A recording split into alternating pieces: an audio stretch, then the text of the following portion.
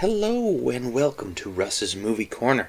My name is Russ, and as you can see, I am sitting in front of my movie corner.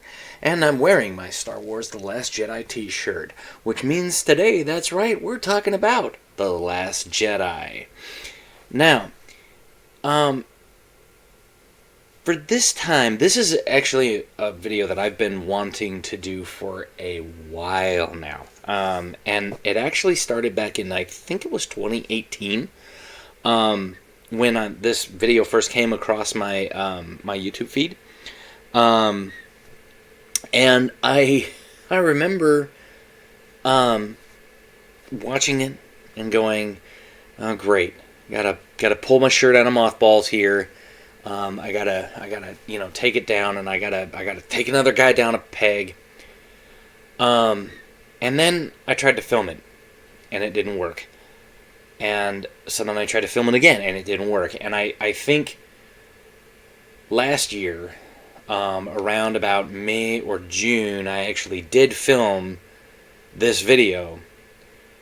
And I had the anger, I had the everything ready, but it just didn't feel right because I wasn't sitting in front of my movie wall. I didn't have The Last Jedi DVD case. I couldn't display it correctly. There was just a lot of things wrong because I was at my parents' house. I didn't really have, a setup like this. So this just kind of languished for a while. And so I kind of was sitting there and I was thinking, man, I really need to figure out a way to get this, video filmed.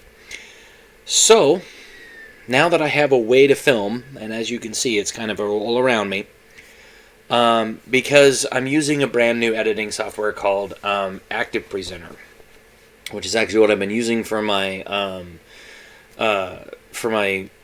Let's Plays, and I just did it on a Simon Dan Rebuttal.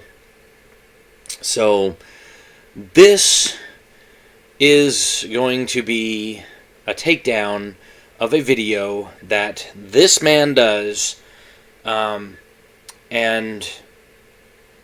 his video here is titled Star Wars The Last Jedi, Every SJW Moment Debunked. Now, that's the video, that's the title of mine. His is Every SJW Moment. Now, the problem is that, so this guy's channel, where he talks about everything from social justice to politics. But in this case, he's come around to kind of poke the hornet's nest. And I know that you guys are probably thinking, well, The Last Jedi came out in 2017. The video came out in 2018 sometime after the release of the DVD. So why is this still relevant? Well, it's still relevant because there are still people out there that will watch a video like this and go, "Oh yeah, it is kind of some SJW BS." It's not, but they want to make it out to be. So, I have seen, this is not the only anti-SJW video maker on YouTube peddling this, but never as bad as this. And you'll see it as we get into this, you will see how bad this is getting. And I mean, it is untenable. Okay? But before we jump into this video, I need to get something out of the way. I do not condone social justice in any form. Okay? Now, before you run down to the comments and start going, "Oh, I can't believe you," I want you to watch every video in this series. And there's probably going to be 3 or 4, maybe even 5. I'm going to try to keep it around about 30 minutes. I have a little timer here going. I want to make sure that I try to stay, as true to this as I possibly can, okay? Because I really don't want to go overboard. I have a lot of things I want to say, but I don't want to go to the point where I'm like, "Ugh," and then I'm like talking for 2 hours, okay?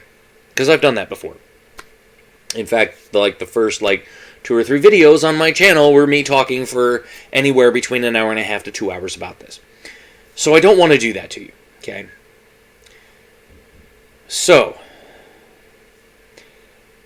I'm also going to post a link to this video down below so that you can just watch this video straight through. You can watch Mr. Reagan's original video, okay? So now, Mr. Reagan, YouTube channel, his name is Christopher Patrick Coles, Okay, I found him on a quick Google search to IMDb, and then I saw what he was doing, and this will become important later, much later in the series, so I'll get back to that, but I'm just trying to tell you that's who he is. As you can see, he lives in New York. He and his girlfriend now, I think, actually sit and they talk about some issue going on right now. Like, I think one of the things that they espoused upon was that whole video that Lil Nas X put out, and his Satan shoes and all that kind of stuff. And that's all, that. So, now, just want to reiterate, I don't condone social justice, but that doesn't mean that every single film coming out of Hollywood these days is filled to the brim with SJW moments like Christopher Coles here will tell you. Okay? Far from it.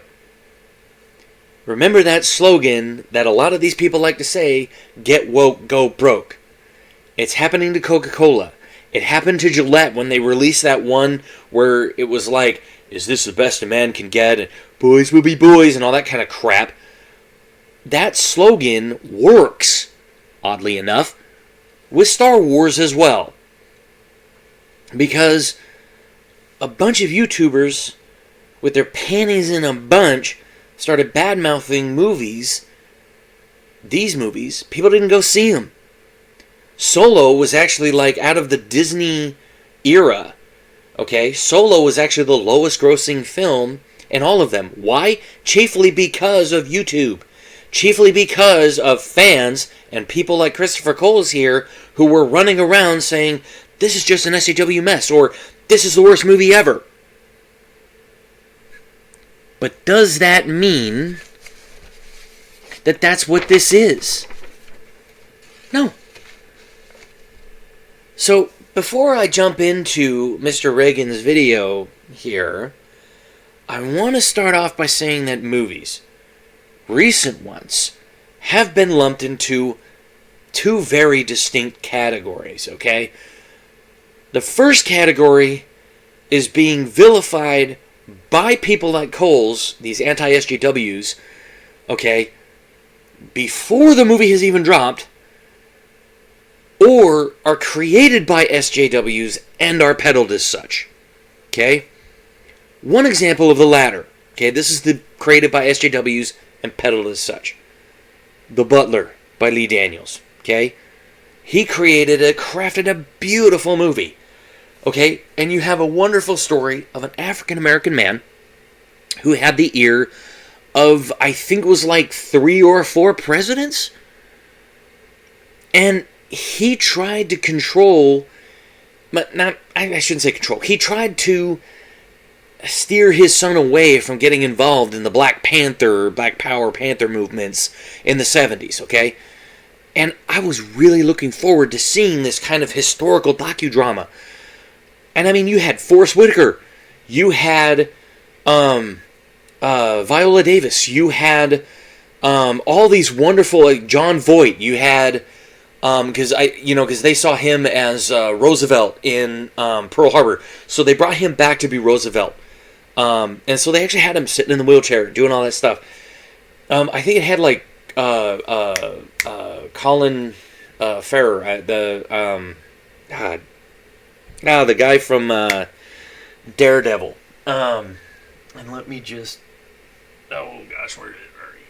You son of a gun! Oh, of course you. Freaking get up and limp away from me on me. Oh, there you are. Yeah, the guy who played Bullseye in this one. Colin Farrell. That's right. I couldn't remember his name. Colin Farrell. He played Bullseye in Daredevil. He was opposite Tom Cruise in. I want to say it was him in The Butler. So you had a dynamite cast, right? Okay, just an absolutely just amazing dynamite cast out of this. So,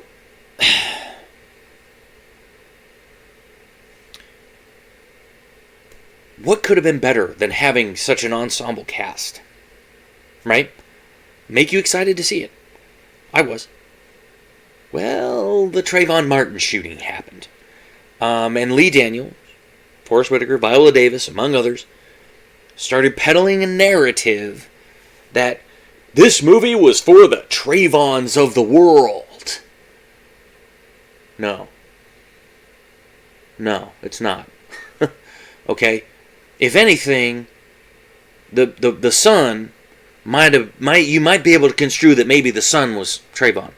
Okay, because the son was an absolute idiot, and I think he ended up getting killed in the Black Panther movement because they had a lot of clashes with police. Okay? A lot of legitimate clashes where they were literally pulling guns and throwing rocks and being really belligerent. Trayvon was a thug wannabe who was propped up by the media and then President Obama as a hero, which was a crock of shit. Okay? So, I decided I'm not going to watch the film. Because when you're going to peddle a narrative like that, when you're going to peddle that narrative, movies cease to be entertainment. They start to become an SJW message. And no matter what, I now would have seen that movie through that lens. And I would have been thinking, wow, this is just Trayvon Martin. Okay? Now, I'm actually going to give you 2 examples of the former, where movies are vilified by the anti-SJWs before they even hit the theaters. The first one. You're going to love me for this. Ghostbusters 2016. So, no one, absolutely no one wanted to see this movie when it came out.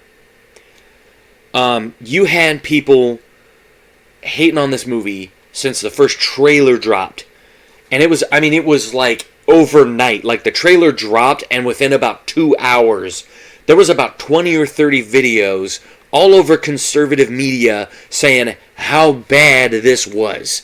You had people like Gavin McInnes, Hunter Avalone, James Rolfe, Amazing Lucas, Christopher Patrick Coles, Mr. Reagan himself, and even Mark Dice. Okay? We're hating on this movie without ever watching it. My problem is this. You don't know what's in it, so how do you know if it's bad or not? If you didn't watch this film, then how do you know what it is? Okay? Now, the second one that I'm going to talk about. Ocean's 8. This is another good one. This movie is excellent. If you've seen Ocean's 11, the original, or not the original Rat Pack, but the original remake, okay, the one with George Clooney, Brad Pitt, go see this movie. It is exactly like it. It is awesome, but it's not exactly. Now, I'm not saying that they're robbing a casino, okay? They're not robbing a casino, but they're doing a heist, just like you would see out of Ocean's 11, 12, or 13, okay?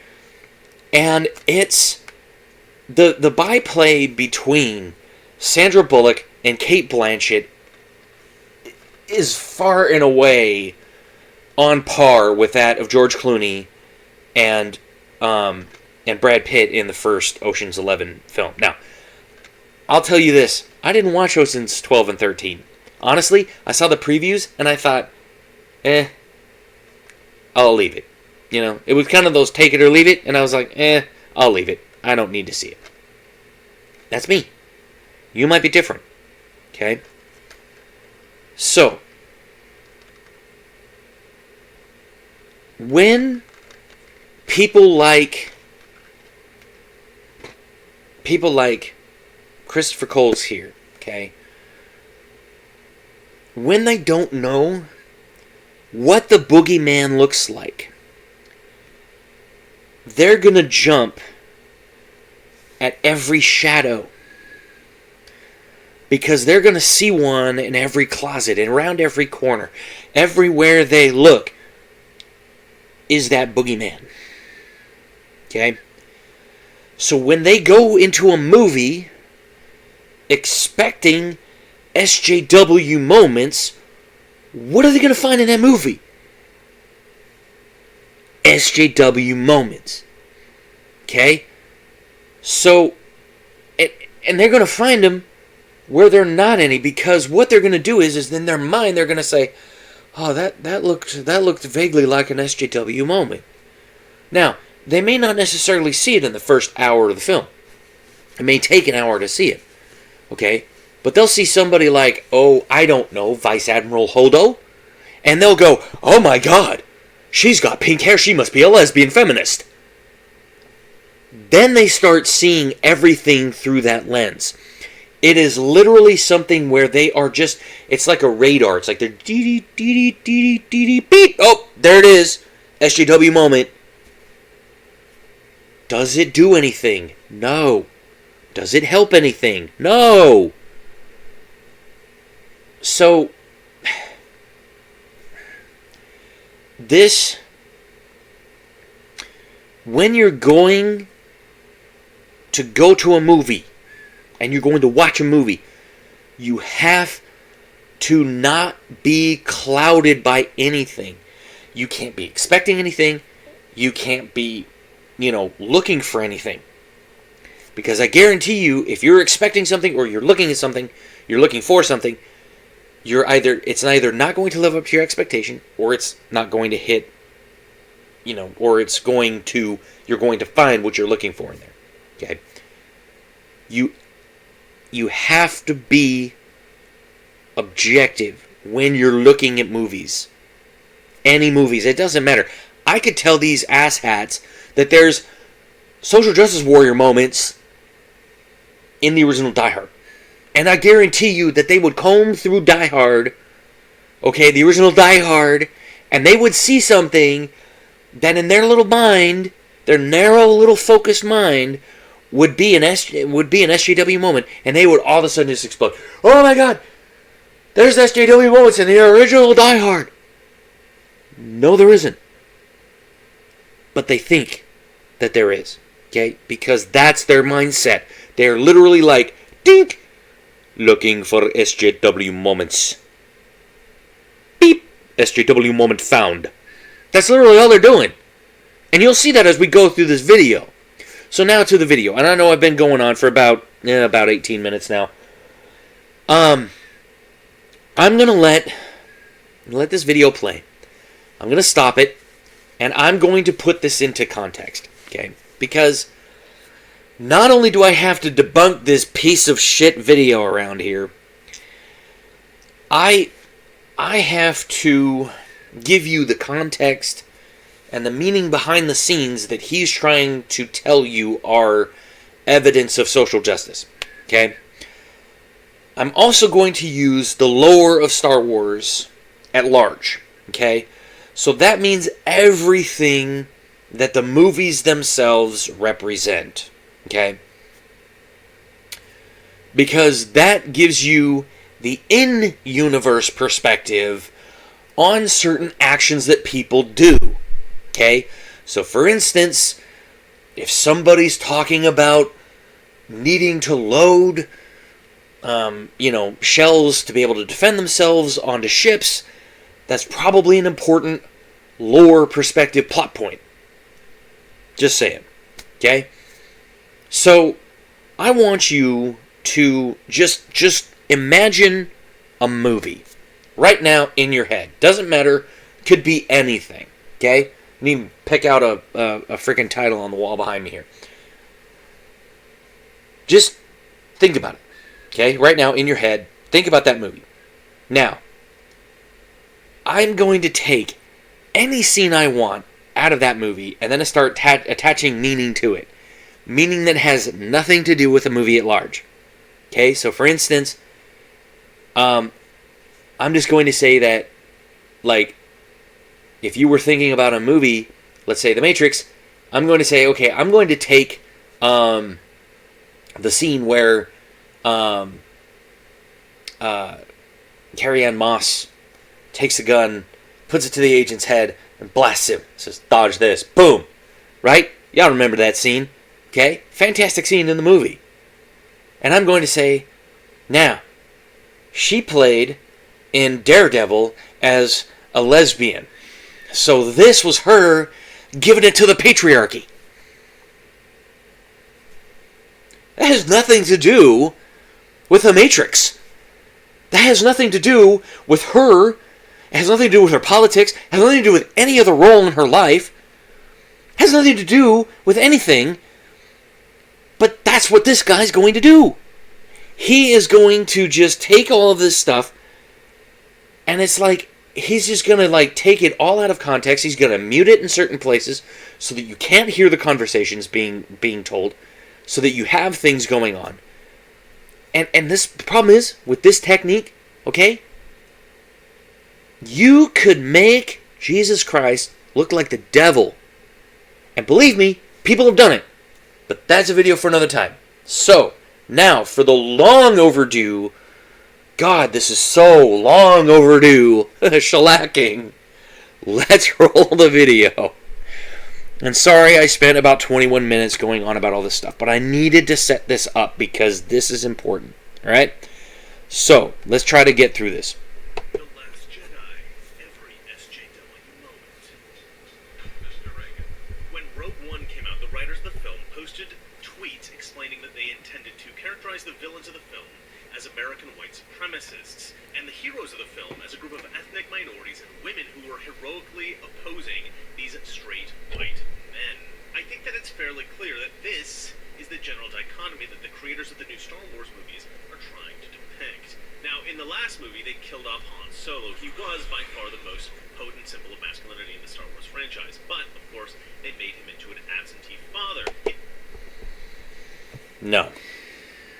The killing of Han Solo? That wasn't killing toxic masculinity or anything like that. That was Ben Solo becoming Kylo Ren. If you remember, okay, we didn't really know a lot about Kylo Ren until when they were on Takodana and he's carrying Rey onto the ship and you see Han Solo running across the field and he's standing there and he goes, Ben! Because he's looking at his son, okay? And then we suddenly realize, oh, wow, that's Han Solo and Leia's child. And then when Leia lands, and he goes, Leia, I saw him. I saw her son, okay? So, we could talk for a minute. So, when Ben Solo needed to become Kylo Ren, he had to kill the one person that was kind of preventing him from completely turning to the dark side. Okay? So, let's talk for a moment about Revenge of the Sith. Okay? When Anakin kills Mace Windu, well, doesn't kill Mace Windu, but he slices Mace Windu's arm off, right? And then Palpatine's like, unlimited power, ha ha ha, and he shoots off the lightning, and he goes, and he flies out the window. And he sits down, Anakin sits down on that little thing in Palpatine's office, and he's like, what have I done? This is no different. Okay? In universe, it's no different. And outside of universe, it's no different. There is no, we have to kill all the masculine people here. No.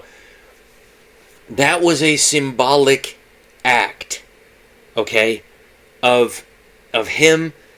He was struggling because he actually says, I know what I have to do, but I don't know if I have the strength to do it. And Han's like, whatever you need, son, I'll help you. And so he pulls out the lightsaber and he holds it in front of him. And Han Solo takes the lightsaber and he literally points it towards himself. Like he realizes what Kylo Ren has to do. Okay? And then Kylo Ren ignites the stud and hits him with it. And he's like, and he just puts his hand up on Kylo's face. And then he falls off. And then the hand just kind of goes like this, right?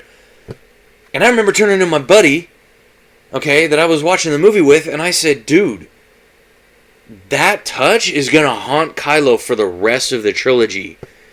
And hell, it did. We'll get back into this in a minute. Speaking of a minute, We didn't even make it a minute into the damn video. Not 1 minute. Are you fucking kidding me? Oh, and as for some dumb fuck on Twitter, who the fuck cares? That guy wasn't actually involved in the writing. He wasn't a writer of Rogue One, dude. He was like a producer on the film. He wasn't even like an executive producer. He was just one of the producers they just attached to the film. You know, nowadays they have like 20 producers, you know. They list like 5 at a time and they come up. Yeah, he was like one of those. He wasn't a writer on the film. Okay?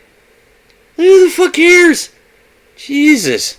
The fuck out of here. The family, he abandoned the entirety of the Rebel Alliance. They essentially destroyed the legacy of Han Solo in that film. Of course, they made Princess Leia, General Leia, to defeminize her. Alright, now before we dive into the... Wait. What legacy are you talking about? Han didn't care about the rebellion. Are you a moron? Have you... I don't think this person has ever watched a Star Wars... Have you watched a Star Wars film? Episode 4. Only cares about money to pay off Jabba the Hutt. Episode 5. Only cares about money to pay off Jabba the Hutt. The only reason that he was with Leia on Cloud City was because he went back to make sure that she was going to get to her transport. They got cut off. He had to, like, drag her ass to the Millennium Falcon so that they could get out. And as soon as they escaped, they couldn't jump into hyperspace. Remember how he was trying to fix the thing?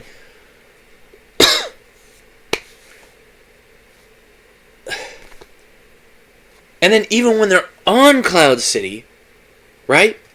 He comes back and he's like, "Hey, 2 or 3 more things, we're in great shape."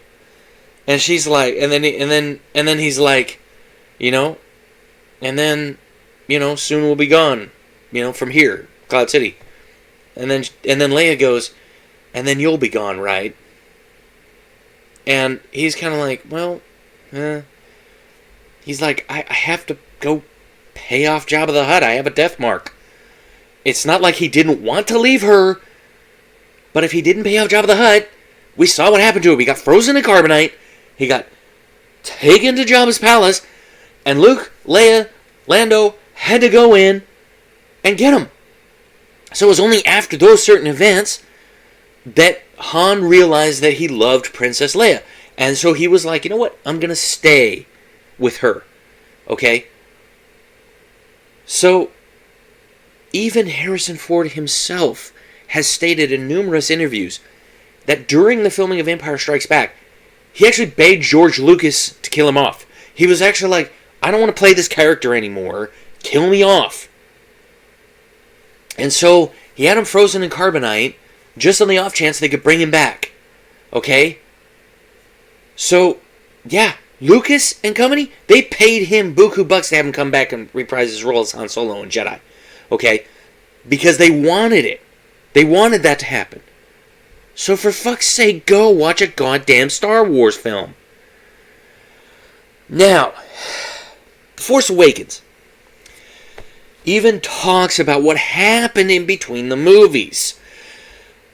Because Han Solo, when he gets back to the base on Dakar, before they go to Starkiller Base, before Han Solo dies at the hands of Kylo Ren, okay, he actually talks, Leia and Han have a small conversation.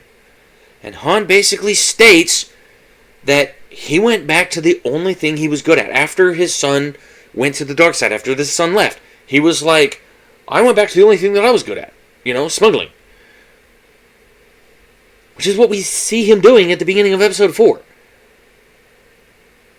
When we meet him in the cantina. So, I'm struggling to find out what the fuck legacy you're talking about here, dumbass. Oh, and Leia? She was always a take-charge person. Okay? In the novelization, The Force Awakens, she actually saw what the First Order was doing. She wanted to actually take the Republic fleet and go take the fight to the First Order. And the Republic said, no. You can't do that.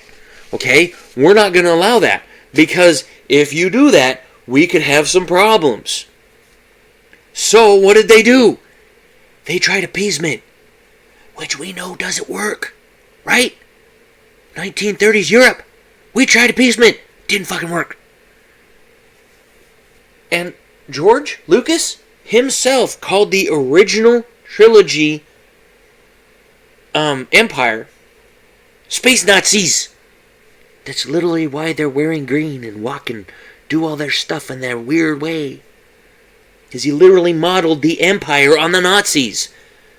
Hell, they're even racist. They're speciesist. Because in the Star Wars universe, like 99.99999% of the Empire is made up of humans. Okay? There's like one non-human ever in the entirety of Star Wars made it to Admiral anywhere in the Empire. That was Grand Admiral Thrawn. And if you've seen Rebels, you've seen Thrawn. Because they brought him in Rebels, okay? Because they were like, hey, you know, we know you love Thrawn, so we're going to bring him out here. Okay? So, it means that the First Order now are the Space Soviets. Because they perfected mass genocide with their attack on the Hosnian system. Seen in the movie. So, you know, it was like Stalin said, you know, hey, you know, somebody told him that, like, you know, 6 million Jews had died in the Holocaust. And he was like, hold my vodka. Because he killed, what, 20 million Jews of his own people? Right?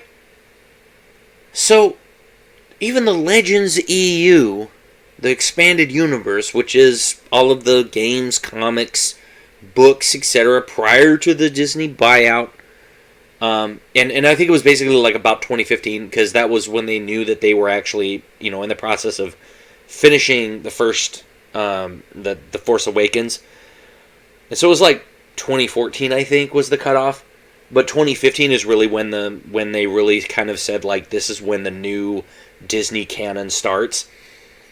Okay? So, Han and Leia's children in the Legends EU are notorious for falling to the dark side. Where do you think they got the inspiration for Ben Solo from? Ya nutcake? God. And, number one, the little final little point here, and then we'll kind of, we have to kind of skip forward a tiny bit, but let me just kind of get, yeah, that's about right.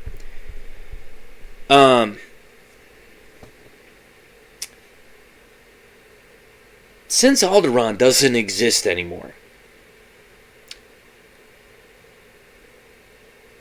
does it seem right to call Leia a princess?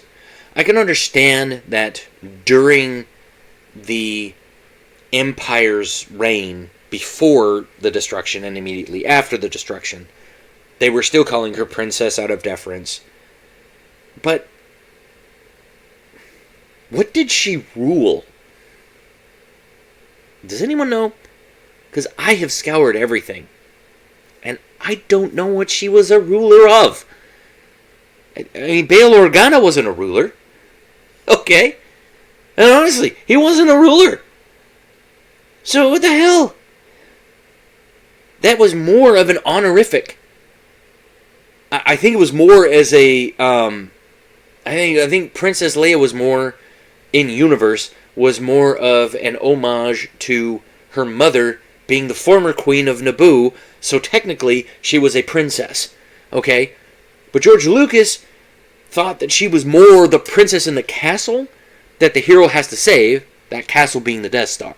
Okay? But moving on, we'll do this one little part, and then we'll come back in. The movie opens with a tall man who looks to be in his 30s updating his commanding officer, a woman, about the situation. She aggressively barks orders at him as if he's an incompetent fool. This woman looks about 17 years old.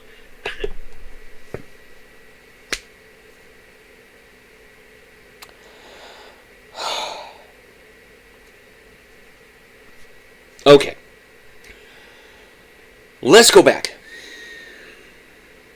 Episode 7 leaves off with the Resistance just having destroyed Starkiller Base halfway across the galaxy. In fact, I can even show you this.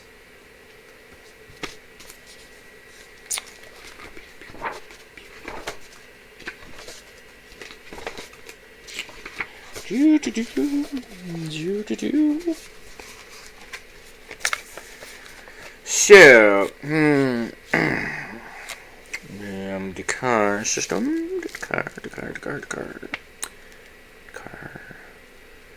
Yeah, okay, so the car is all the way down here, okay? I'm going to make sure I've got this in front.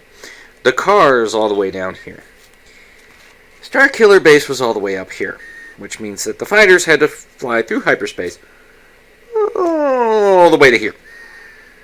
Okay?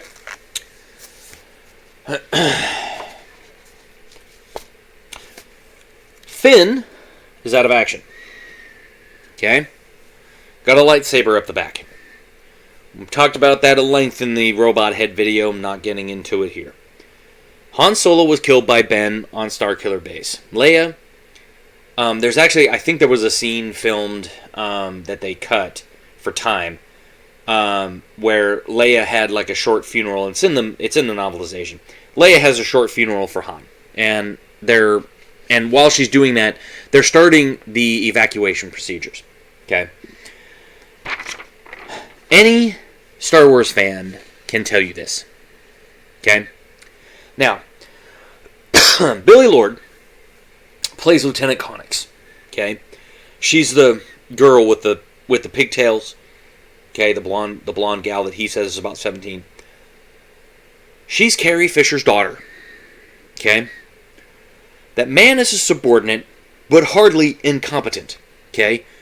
In fact, if you actually go and watch the film, listen to their actual conversation. He goes, because here's the thing, okay? Let me just, I had this out of order. Let me just collect my thoughts.